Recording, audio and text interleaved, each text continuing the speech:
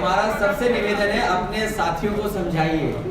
सरकार से अपेक्षा नहीं है, आपसे बहुत अपेक्षा है। इसलिए मैं धन्यवाद देना चाहता हूं प्रेस के अपने साथियों का। व्यवस्था में सरकार आ गई तो आपको मौका कहाँ मिलेगा? सरकार इसलिए मैं आपका धन्यवाद देना चाहता हूं। और आज जब आपने खबरें पढ़ी होंगी, एक तो सबसे अच्छी उत्तर प्रदेश की खबर जो हमें दिखाई देती है वो यही है कि मुख्यमंत्री जी सेल्फी ले रहे हैं। इधर अखबारों में, सोशल मीडिया पे बहुत चला है कि मुख्यमंत्री जी ने एक सेल्फी ली है और सेल्फी के पीछे जो काम दिखाया जा रहा है वो समाजवादियों का काम है। और आज ही और कल तक जो नौकरी देने की बात कर रहे थे, समाजवादी सरकार में जिनको नौकरी मिली थी उन नौकरियों को भी पार्टी की उनकी सरकार की नौकरी है वो। माइक सिस्टम होता तो ये भैया पार्टी की सरकार उत्तर प्रदेश की उद्घाटन का उद्घाटन करने वाली, शिलान्यास का शिलान्यास करने वाली और एमओयू का एमओयू करने वाली और दूसरे के विकास कार्यों को अपना बनाने के लिए सेल्फी लेने वाली सरकार, ये सेल्फी वाली सरकार इस बार जनता हटा देगी। साजिद भाई नीचे कर लो प्लीज। अभी तक के जितने भी भारतीय जनता पार्टी के फैसले हैं, भारतीय जनता पार्टी के फैसलों ने न केवल उत्तर प्रदेश बल्कि देश की अर्थव्यवस्था को चौपट भाई किया थोड़ा सा भाई। मुझे वो समय याद है जिस समय नोटबंदी हुई थी भाई आ रहा और है अचानक नोटबंदी का फैसला लिया गया। उस फैसले के बाद पूरे देश के नोट बंद हो गए और लोगों को परेशानी उठानी पड़ी, लोगों की जान गई, लाइन में लग गए, एटीएम्स का कैलिब्रेशन कराना पड़ा। और वो दिन और आज का दिन है, अभी तक अर्थव्यवस्था पटरी पर नहीं आई है। और वो समय भी याद है जब देश के प्रधानमंत्री जी ने मुरादाबाद में ये कहा था कि हमारा क्या, हम तो झोला लेके चले जाएंगे। वही शहर है, ये शहर जहां कारोबार में बहुत आगे बढ़ा और यहाँ के कारोबारी उद्योग चलाने वाले लोग, पीतल से जुड़े हुए काम करने वाले, एक्सपोर्ट करने वाले एक्सपोर्ट हाउसेस, उनको पता है कि नोटबंदी का असर उनके कारोबार पे कितना पड़ा। अगर नोटबंदी के कारोबार से उभर भी पाए वो, तो जीएसटी सामने आ गया और जीएसटी जहां सरलीकरण होना था, जीएसटी का बहुत ज्यादा सिंप्लीफिकेशन होना था टैक्सेशन का, और जीएसटी की जो व्यवस्था लागू हुई है उससे सिंप्लीफिकेशन नहीं हुआ। हमारे एक्सपोर्टर्स के सामने संकट आया और न जाने कितने महीनों और साल उन्हें इंतजार करना पड़ा कि रिफंड मिलेगा कि नहीं रिफंड मिलेगा जीएसटी का। जो एक्सपोर्ट हाउसेस का नुकसान हुआ तो केवल एक का नुकसान नहीं होता, उससे जुड़े हुए जितने भी शिल्पकार हैं, जितना भी काम करने वाले लोग हैं और जुड़े हुए कारोबार से, उन सब पे असर पड़ता है। और इधर जो वैश्विक महामारी आई जिसकी वजह से हमें आपको इतने खराब दिन देखने को मिले, इतनी परेशानी वाले दिन किसी ने नहीं देखे होंगे। इतने भयानक तरीके से जो सरकार ने लॉकडाउन लगाया उससे लोगों को परेशानी का सामना करना पड़ा और कारोबार सबसे ज्यादा उसमें भी डूब गए। तो लगातार सरकार के फैसले ऐसे हैं जिससे कारोबार और अर्थव्यवस्था चौपट हो रही है, और जिस देश की अर्थव्यवस्था चौपट हो जाए उस देश में काम, नौकरी और रोजगार के अवसर खत्म हो जाएंगे। इन्होंने बहुत बड़े सपने दिखाए थे कि इन्वेस्टमेंट आएगा, 5 लाख करोड़ तक के एमओयू किए गए, लेकिन अगर आज हम देखें तो वो एमओयू जमीन पर नहीं पहुंचे हैं। डिफेंस कॉरिडोर के नाम पर न जाने कितने बड़ी आयोजन हुए वहां लखनऊ में, लेकिन डिफेंस कॉरिडोर के नाम पर भी उत्तर प्रदेश को कुछ नहीं मिला। इधर लॉकडाउन का बहाना, इधर वैश्विक महामारी का लाभ उठाने का काम किया, और किसानों के लिए जो 3 कानून आए हैं, इन 3 कानून के लागू हो जाने के बाद छोटा किसान, गरीब किसान और मजदूर सब बर्बाद हो जाएंगे।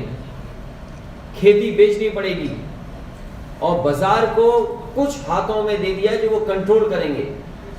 इससे हमारे पूरे के पूरे किसान और किसान खेती करने वाले लोगों की रास्ते बंद हो जाएंगे कि वो खुशहाली के रास्ते में जा पाएंगे कि नहीं जा पाएंगे। बल्कि सरकार को तो ये तय करना चाहिए था कि कैसी भी परिस्थितियां आती, जो भी पैदावार होती उसकी सही कीमत सरकार दिलाती।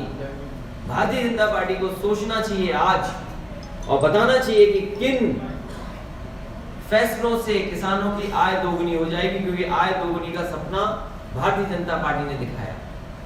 आज किसान के सामने किसी भी पैदावार की आय दोगुनी नहीं हो सकती। जहां मंडियां बननी थी, हजारों की संख्या में मंडियों को बढ़ाना चाहिए था, वहीं मंडियों का काम रोक दिया। जो कुछ मंडियां उस समय बन रही थी वो भी रोक दी गई। तो किसान के ऊपर सबसे ज्यादा तकलीफ लाने का काम अगर किसी ने किया है, और यूं कहें कि ये जो कानून है वो डेथ वारंट है किसान के लिए।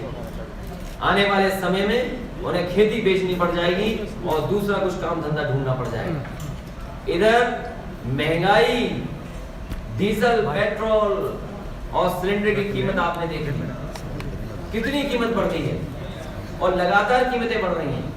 समाजवादी पार्टी केवल ये जानना चाहती है कि आखिरकार वो मुनाफा किधर जा रहा है, किन बैंक्स के माध्यम से किन उद्योगपतियों तक ये मुनाफा पहुंच रहा है। कम से कम ये सरकार बताए। और उत्तर प्रदेश सरकार का तो क्या कहना। उत्तर प्रदेश की सरकार और उनके मुख्यमंत्री को बहुत सी चीजें समझ में नहीं आती और समझ में नहीं आती इसलिए वो जमीन पर भी नहीं उतरती। समाजवादी सरकार ने तो एक्सप्रेसवे बना दिया था 22 महीने के अंदर। इस सरकार ने 4 साल लगा दिए, अभी तक एक्सप्रेसवे नहीं बना पा रहे। वो भी अपना दावा करने की एक्सप्रेसवे उनका है। लैपटॉप देने का वादा किया था, क्योंकि मुख्यमंत्री इसलिए नहीं बांट रहे हैं क्योंकि वो लैपटॉप चलाना नहीं जानते। और अगर वो चलाना जानते लैपटॉप तो शायद आज नौजवानों को लैपटॉप मिल गया होता। और लैपटॉप की कहानी 1, 2, 3 नहीं है। मुरादाबाद में हजारों कहानियां ऐसी होंगी जिन्हें लैपटॉप मिला होगा, वो आज भी चल रहा होगा, आज भी छोटा मोटा कारोबार या कहीं ना कहीं उनकी मदद कर रहा होगा। ये समाजवादियों ने कर करके दिखाया। समाजवादी पार्टी का एक एक फैसला आज जमीन पर है। वही एम्बुलेंस जो गरीबों की मदद कर रही है, आज डीजल पेट्रोल ना होने के कारण चल नहीं पा रही है। 100 नंबर 112 हो गया, 100 नंबर 112 हो गया, लेकिन उसकी व्यवस्था नहीं सुधार पाए। भ्रष्टाचार पुलिस का बढ़ गया है। और उत्तर प्रदेश में तो नाम बदलने का, रंग बदलने का, उद्घाटन का सिलसिला चल रहा है। अगर लखनऊ में आप जाएं तो हो सकता है एक नाम से आप जाएं, जब लखनऊ से लौटे तो आपका नाम बदल देंगे मुख्यमंत्री। इसलिए नाम बदलने वाली भी सरकार है। और अब तो एक कदम आगे चली गई है सरकार। अब सेल्फी वाली सरकार हो गई है। काम किसी और का, सेल्फी अपनी। इसलिए पत्रकार साथियों, हम आपका धन्यवाद देते हैं, आपका भी सहयोग चाहते हैं कि लोकतंत्र को आप भी बचाएं। समाजवादी रास्ते से ही खुशहाली है, सेकुलर रास्ते में ही खुशहाली है। अभी जब मैं रास्ते में आ रहा था तो एक मेला मैंने देखा। हमारे सांसद जी एस टी हसन जी के घर से जब मैं लौट रहा था तो एक बाई तरफ मेला लगा हुआ था। मेले में आप देख सकते हैं कि हमारी मिली जुली तहजीब दिखाई देती है। यही गंगा जमुनी तहजीब है कि जहाँ पर हिंदू और मुस्लिम एक होकर के जाएं। और आज ही मैंने मेले में देखा, और ये हमारे देश की परंपरा कोई आज की नहीं है, ये हजारों साल पुरानी है। ये गंगा जमुनी तहजीब हमारे देश की, जहाँ सभी धर्म मिलकर के रहते हैं। और इतना रहने के साथ साथ जो इंटर रिलीजन फेथ बढ़ा है कि हम मेलों में जाते हैं, वो हमारी मज़ारों पे आते हैं, या हम उनके कई कार्यक्रम में शामिल होते हैं, वो हमारे कार्यक्रम में शामिल होते हैं। शायद दुनिया में कहीं देखने को नहीं मिलता होगा। ये जो हमारे देश की खूबसूरती है उसको खत्म करने का काम भारतीय जनता पार्टी कर रही है। लेकिन इनकी सब साजिश, षड्यंत्र और सब चालें जनता समझ गई है। आने वाले समय में जनता इनको जवाब देगी, किसान जवाब देगा, मजदूर जवाब देगा, नौजवान जवाब देगा, माताएं बहनें जवाब देंगी, और पत्रकार लोग भी तैयार हैं इनको जवाब देने के लिए। अखिलेश जी, एक सवाल है, राहुल गांधी का भी ट्वीट सामने आया है। लोकतंत्र का चौथा स्तंभ मानते हैं मीडिया को? मैं पत्रकार लोगों को चौथा स्तंभ मानता हूँ भाई, ये बहुत आगे आ रहे हो, ही आप मजबूत आगे आ रहे हो, स्तंभ है। तमाम भारतीय जनता पार्टी के साजिश षड्यंत्र के बाद भी ये स्तंभ मजबूत है। लेकिन राहुल गांधी का ट्वीट सामने है, उन्होंने साफ तौर पे कहा है ईडी एसआरसी का इंस्टीट्यूट का हवाला दिया है कि देश अब लोकतांत्रिक नहीं रहा है। क्या कहेंगे आप? देश के अंदर और खासकर उत्तर प्रदेश के अंदर कानून व्यवस्था नहीं पुलिस देख रही है। यहाँ की सरकार पुलिस के माध्यम से जो पॉलिटिकल लोग हैं उनके खिलाफ साजिश और षड्यंत्र कर रही है। और आपके बगल में तो जीता जागता उदाहरण है। अरे मोहम्मद आजम खान साहब के खिलाफ कितने मुकदमे दर्ज हैं? 1, 2, 3 नहीं, न जाने कितने मुकदमे दर्ज हैं। और फिर जिन अधिकारियों ने मुकदमे दर्ज किए हैं उनको गिफ्ट मिल रही है, उपहार मिल रहे हैं, कुर्सियां मिल रही हैं। तो सोचिए आप कहाँ बचा है? अखिलेश जी मोदी जी सैफई गए हैं, आपसे परिवार से बहुत अच्छे रिलेशन है मोदी जी के। क्या कभी आपको कैसे पता है? अगर सैफई में जाएंगे तो हम मीडिया कर्मी है, वो हम मीडिया हमें पता होता है, हम मीडिया से हमें पता होता है। मुलायम सिंह यादव सर ने ट्वीट तो क्या कभी आजम खान साहब की बात आपसी भाईचारा का आजम खान साहब अरे दोनों ही लड़ जाओगे तो एक सवाल आता है, पीछे आजम खान साहब के लिए कभी सवाल। बात हुई है मोदी जी से आपकी? आजम खान साहब के लिए कोई बात हुई है मोदी जी से आपकी? ये सवाल है मेरा। आपके परिवार के रिलेशन बहुत अगर अच्छे हैं। हमारी कोई बात हुई भी होगी तो हम आपको क्यों बताएं? माननीय अध्यक्ष जी, ओके, ठीक है। ये सच है कि ऐसा पॉलिटिकल आप लोग कहते हैं कि आजम खान नौकरी पर है। करने लगे हैं उत्तर प्रदेश में, वो राजनीतिक द्वेष से लग रहे हैं। तो क्योंकि आप लोगों के बहुत अच्छे संबंध है, क्या प्रधानमंत्री से आपने कभी आजम खान के बारे में बात की कि उनको राजनीतिक द्वेष से फंसाया जा रहा है? वही सवाल मैंने जवाब दे दिया। जी जी माननीय और अध्यक्ष जी, पूरी कानूनी लड़ाई और कागज की लड़ाई समाजवादी पार्टी उनके साथ खड़ी है। माननीय अध्यक्ष जी, एक सेकंड अध्यक्ष जी, कांग्रेस नेता युवराज प्रताप ने पहले आजम खान के घर गए थे। जो बदलाव आया है वो उत्तर प्रदेश में भी बदलाव हो सकता है। माननीय अध्यक्ष जी, मैं आपका स्मरण कराना चाहूंगा 12 में चुनाव से पहले भी आप इसी जगह पे आए थे, आपको ध्यान होगा, बस यात्रा के दौरान। ये जगह आपके लिए बहुत लकी है। 22 से पहले भी आप यहीं आए हैं। ये क्या सवाल क्या है सवाल बॉस? पे आ रही हूँ मैं। इतना टाइम आपने उस टाइम हमने आपसे वादा हुआ था कि जब हम सत्ता में आएंगे तो अखबार वालों के लिए बहुत काम करेंगे। लेकिन 4 साल तक तो बहुत सही रहा। 5वां साल आते आते जो आपने एक्शन लिए तो सब फुटपाथ पे आ गए, बहुत बुरी हालत हो गई। अफसरशाही लागू बहुत जबरदस्त तरीके से उस टाइम चढ़ गई। अरे यार, वही लोग करने दो जो सवाल, आज क्या कर रहे हो यार? सत्ता इस महकमे पूरा में सवाल बैठे करिए हैं, यार। वही आपके टाइम तो आप जब आएंगे तो इनके बीजेपी के शासन के जो गलत काम है वो कौन कौन से काम आप बदलेंगे? जब तक आप वादा नहीं करेंगे लोगों से जो नुकसान मुझे सवाल करने दीजिए, आप क्या कर रहे हैं? तो आपको वादा नहीं कर रहे। पड़ेगी। अखिलेश जी, जब आप वादा करेंगे, जो आज त्रस्त हैं लोग, उन्हें वादा करेंगे आपके आने के बाद उसको हम सही करेंगे, वरना आप कह देंगे तो बीजेपी कर गई। तो आपको वादा करना होगा ना। बहुत लंबी बातें कही है, लेकिन अच्छी बात ये कही कि ये जगह शुभ है। पहले भी यहाँ से जब वापस लौटे तो सरकार बनी, आने वाले समय में भी 22 में सरकार समाजवादी पार्टी की बनेगी और बहुमत से बनेगी। जहाँ तक सवाल रास्ते का है, मैनिफेस्टो जब आएगा और जैसे जैसे चुनाव करीब आएगा बहुत सी चीज़ें आपको साफ हो जाएंगी और बहुत से मुद्दे जो जनता के बीच में हमें रखने हैं, जो आज जिन मुद्दों से जनता परेशान है, उन्हें धोखा दे करके सिलेंडर दे दिया उज्ज्वला, आज कोई सिलेंडर नहीं भरा पा रहा है। उन्हें कहा कि हम कीमतें नहीं बढ़ने देंगे, आज डीजल पेट्रोल कितना महंगा हो गया। ये वही भारतीय जनता पार्टी के लोग हैं जो दूसरों पे आरोप लगाते थे कि डीजल पेट्रोल क्यों महंगा हो गया। मीडिया में भी बहुत सारा तुम सवाल करो। ये आप लोग अपना आपस में बैठ के तय कर लो, सुझाव हमें दे दो, वही फैसला कर देंगे। समाजवादी पार्टी किसी भी बड़े दल से कोई गठबंधन करने नहीं जा रही है। समाजवादी पार्टी छोटे दलों को साथ लेकर के चुनाव लड़ेगी। अखिलेश जी होटल में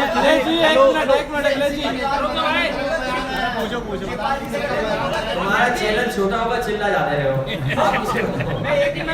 चैनल छोटा बड़ा होता है। शिवपाल यादव जी से गठबंधन करेंगे कि नहीं? उनका भी एक छोटा दल है, वो पाएगा मतलब। उनका भी एक छोटा दल है। अध्यक्ष जी, चैनल छोटा है, कैसे पता है आपको? कैसे पता आपको? मुझे इसलिए कि ये क्या ले रहे हैं आपका चैनल का डिस्क्राइब कर दिया गया। कि मोबाइल है, ये नहीं पता लग रहा है। अखिलेश जी परिचय हो जाता ना पहले, पत्रकार है, पोर्टल और परिचय हो जाता पहले, परिचय से पता चलती। हमें बहुत प्रेस के लोगों से मिलते हैं, आराम से पता लग जाता है ये क्या है। अच्छा ठीक है, अखिलेश जी एक मिनट ठीक है अखिलेश जी, ममता बनर्जी को लेकर के ममता बनर्जी का एक वीडियो सामने आ रहा है आज, और उसमें ये दिख रहा है कि ममता बनर्जी, जो आपने सुबह कहा भी था कि ममता बनर्जी का आप साथ खड़े हुए, आपने अपने बात कही थी, संबल से बात करी थी, ममता बनर्जी का जो वीडियो आया उसमें उनका साफ ये दिख रहा है कि ममता बनर्जी वहाँ पे खड़ी हुई थी गाड़ी पे, लेकिन वो गाड़ी से गिरी थी, वहाँ पे उन पर कोई हमला नहीं हुआ था। अब क्या कहना चाहेंगे इस वीडियो को लेकर? अगर आपको जानकारी हो तो पहले ही दिन मैंने ये कहा इस बात की जांच हो कि आखिरकार उनको चोट क्यों लगी, और स्पष्ट हो इस बात के लिए, क्योंकि चुनाव इतना महत्वपूर्ण चुनाव है बंगाल का, भारतीय जनता पार्टी अपनी पूरी ताकत लगा रही है, और मुझे भरोसा है बंगाल की जनता पर कि एक बार फिर वहाँ की मुख्यमंत्री दीदी ममता जी को दोबारा जिता करके जनता भेजेगी। आपने भाजपा पर अरे यार रुक जा, हमारे राष्ट्रीय उपाध्यक्ष केंद्रीय नेता जी बैठे हैं, वो वर्षों वहाँ पर मंत्री रहे, हमने और राष्ट्रीय उपाध्यक्ष मिलकर के वहाँ की पार्टी को पूरा का पूरा समर्थन देने के लिए कहा है कि जो भी हमारा कार्यकर्ता नेता है पूरी तरीके से बंगाल में ममता बनर्जी जी के साथ खड़ा। देखिए मैं यूपी की तरफ आपको लाता हूँ, ये आपका नारा है 2022 में 22 के, ये दावा है, इसका तर्क गिनाइए किस आधार पर? आप अपने मोहल्ले में जाएं जी, और अगर 10 घर दाएं बाएं देख लोगे तो 2-4 लैपटॉप मिल जाएंगे आपको, और जो बल्ब आजकल जला रहे होगे 2017 से लेकर के अब कितना बिजली का बिल दे रहे हो आप, सड़क पे आप खड़े हो जाओ, 100 मिला लो चाहे 112 मिला लो, अगर पुलिस न उठा ले जाए आपको तो बता देना हमने।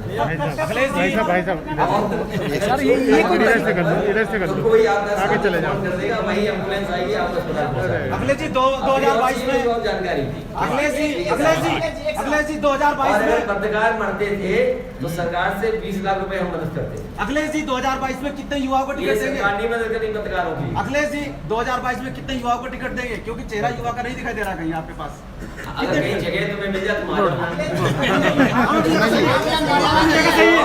हम अपनी जगह से मीडिया में ठीक है, जितने लोग बैठे हैं, युवा की बात ये बताओ, हमारा पूरा बहुत पीछे खड़े हो भैया यार, आपने नारा नहीं सुना? यार क्या है भाई, विधानसभा चुनाव में आप नारा हमने कहा कि युवाओं का, बुजुर्गों का हाथ और युवाओं का साथ। अभी देख रहे हैं होटल गेट के बाहर, हमने देखा अभी, हमें उठा के बाहर फेंक दिया मीडिया वालों को, आपके कार्यकर्ताओं ने, वो आपकी बात ज्यादा सुन रहे, हमारी नहीं सुन रहा। लालन पहन के आते तो ठीक है। अरे नहीं, विधानसभा चुनाव में आपने कांग्रेस से गठबंधन किया तो बसपा ने नुकसान पहुंचा दिया, आपको जीत नहीं मिली। बसपा से लोकसभा में गठबंधन किया तो कांग्रेस ने, ऐसे में जो आप कह रहे हैं कि सिर्फ छोटे दलों से आप गठबंधन करेंगे और जो बाकी दल हैं जब वो नुकसान पहुंचाएंगे तो फिर नतीजा क्या पहुंचेगा? समाजवादी पार्टी ने इसीलिए फैसला लिया है कि बड़े दलों से गठबंधन नहीं करेंगे, छोटे दलों को साथ लेंगे, और समाजवादी पार्टी का बड़े दलों के साथ कोई अनुभव अच्छा नहीं रहा। अखिलेश जी वैसे तो छोटे चैनल से हूँ, लेकिन एक सवाल फिर भी आपसे चलो स्वीकार किया इसलिए धन्यवाद। ये सर सुन लीजिएगा। टीएमसी के जो लीडर हैं मदान मित्र, उन्होंने एक बयान दिया है, उसमें साफ तौर पर उन्होंने कहा है कि अगर ये कांड पश्चिम बंगाल वाला अगर ममता बनर्जी के साथ काश गुजरात में हुआ होता तो अब तक ये कांड गोधरा कांड में तब्दील हो गया होता। क्या कहेंगे आप? मैं केवल इतना ही कहूँगा कि बंगाल की जनता एक बार फिर ममता बनर्जी को जिता करके उन्हें मुख्यमंत्री बनाए। दोबारा सवाल पूछा, वही मैंने सवाल पूछा था, आपने जब भाजपा पर आरोप लगाया कि भाजपा ये पूरा कांड करा रही है, लेकिन खुद भाजपा जो है वो इलेक्शन कमीशन में पहुंच करके ये कह रही है, और खुद अस्पताल जा करके कह रही है कि सीबीआई से भारतीय जनता पार्टी पर भरोसा इसलिए नहीं किया जा सकता है। आपको याद होगा उत्तर प्रदेश की विधानसभा में एक पुड़िया मिल गई थी, और पुड़िया मिलने पर न जाने कितना बड़ा प्रचार हुआ था, कई महीनों की जांच और साल गुजर गए। जांच जब हुई तो वो जो पुट्टी होती है, क्या होती है, लकड़ी में भरी जाती है, वो निकली उस पुड़िया में। तो क्या भरोसा करोगे भारतीय जनता पार्टी पे आप? याद कीजिए वो भाषण नोटबंदी के समय पर क्या कहा गया था, आधी रात में जीएसटी लागू हुआ था, और क्या परिणाम हुआ उसका जीएसटी का? आपसे बेहतर, मुरादाबाद के लोगों से बेहतर कोई नहीं समझता होगा जो उद्योग और कारोबार से जुड़े रहे होंगे। और आप लॉकडाउन में देखिए किस तरीके से लॉकडाउन हुआ, लोगों को सड़कों पे छोड़ दिया, मजदूर पैदल चले गए, 90 से ज्यादा मजदूरों की जान गई है। उन मजदूरों की अगर किसी ने मदद की तो समाजवादी पार्टी ने केवल मदद की। 17 में लेकिन मोदी जी तो लगातार जो है पश्चिम बंगाल में मुस्लिम लीग को आप छोटा दल मानते हैं या बड़ा? समाजवादी पार्टी ने सभी छोटे दलों के साथ रास्ता खोला हुआ है कि जो साथ आना चाहेंगे आ जाएं। MIM से नहीं करेंगे। अखिलेश जी, आप अखिलेश वोट करके देख लीजिए ना हर दल का। 2022 मैं आपसे कह रहा हूँ कि समाजवादी पार्टी जो हमारे रास्ते हैं कि एक सेकुलर, एक सोशलिस्ट समाज बने, और उस बनाने के लिए समाजवादी पार्टी तय करेगी कि किस दल को साथ लेना है, किस दल को नहीं लेना है। क्योंकि भारतीय जनता पार्टी से जो दल मिले होंगे उन दलों से दूरी बनाने का काम समाजवादी पार्टी करेगी। अखिलेश जी जब 17 में आपकी सरकार अच्छी चल रही थी, आपके हिसाब तो से क्या रीजन दिया कि आप MIM भाजपा से मिली है? छोड़िए, बहुत बात हो गई, अब तो सरकार बनने जा रही है। आपने जब कमेटी बनाई, आपके हिसाब से MIM भाजपा से मिली है? उस रिपोर्ट में क्या है? आप आके वो आप उस टाइम घोषणा करी थी कि हम जांच अभी करेंगे। आपने बनारस का चुनाव देखा होगा, जी, जहां पर बैलेट ने ईवीएम को हरा दिया। इस बार समाजवादी पार्टी ने बहुत तैयारी की है, इसलिए ट्रेनिंग कैंप्स हो रहे हैं। कम से कम हमारे वर्कर्स, हमारे लीडर्स ये बात समझें कि वोट अगर हम नहीं डालेंगे तो चुनाव नहीं जीता जा सकता। ये बगल का ही चुनाव आपने देखा होगा, और मैं कहता हूँ आप अखबार के पन्ने पलटिए, पुराना रिजल्ट पलटिए। यही चुनाव जो समाजवादी पार्टी जीत रही थी, केवल 28 बूथ, जिसमें 26 बूथ भारतीय जनता पार्टी ने इतना वोट डाला कि हमारा पूरा विधानसभा का चुनाव हार गए। केवल 26 बूथों ने पूरा का पूरा विधानसभा का चुनाव हरा दिया। 80 से लेकर के 90% तक वोट डाला भारतीय जनता पार्टी ने, और 90% वोट आसानी से नहीं डाला जा सकता। वहां पर खुली बेईमानी हुई। जिन बूथों पर वोट डाला, पूरा का पूरा एडमिनिस्ट्रेशन, पूरा का पूरा प्रशासन, पुलिस और जितना भी तंत्र था वो लगा हुआ था। पूरा का पूरा पोलिंग एजेंट से लेकर के आप सूची निकालिए कि कैसे चुनाव आपका बगल की विधानसभा का हराया गया। हार की समीक्षा में क्या बात निकल के आई थी? समाजवादी पार्टी को वोट डालना पड़ेगा, अपनी बूथ की तैयारी अच्छी करनी 17 पड़ेगी। की हार की समीक्षा में क्या बात निकल के आई थी? क्या 17 की समीक्षा में जानता हूँ क्या है, उस पर पलट करके नहीं जाना चाहता हूँ। वहाँ जहाँ तक चुनाव का सवाल है, हमें अपने बूथ को ठीक रख करके चुनाव जीतना होगा। देखिए आपके अनुसार जो है बीजेपी से मिली हुई है। जो पार्टियां भारतीय जनता पार्टी के लिए काम कर रही हैं, उन किसी भी पार्टी से मिलने की जरूरत नहीं है। MIM दूसरी बात, पार्टी से मिली है यहाँ समाजवादी पर के हिसाब से। जनता, पूरे उत्तर प्रदेश के लोग भारतीय जनता पार्टी को हटाना चाहते हैं। जो दल भारतीय जनता पार्टी को हटाना चाहता है उसके साथ जनता खड़ी है।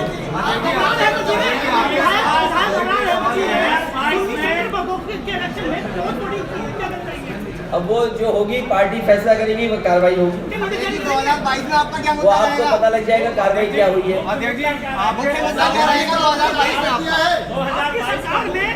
मुख्य मुद्दा अभी बता देंगे तो बीजेपी नकल कर लेगी।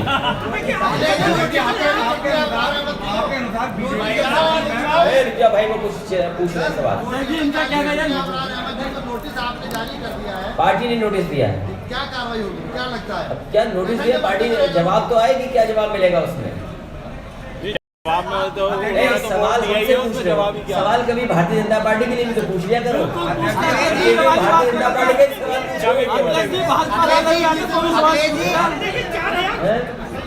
नहीं, भारतीय जनता पार्टी का नहीं पूछ रहे हैं कि भाई आपको नौकरी नहीं मिल रही है, डीजल पेट्रोल महंगा हो रहा है, वो सवाल ही नहीं है आपके लिए। पत्रकारों के मुकदमे लग रहे हैं, वो सवाल ही नहीं है आपके लिए। ठीक है, बहुत बढ़िया, हमें मीडिया के बारे में पता है। आप मीडिया के लिए फिर क्या कहना चाहते हैं? पता है मीडिया के बारे में, इसलिए आपका धन्यवाद, आपका धन्यवाद। अखिलेश जी, आपने अभी ये बात कह दी कि मीडिया का आपको पता है क्या होता है? 2022 में आपका क्या? अच्छा, क्या चीज? आपके कार्य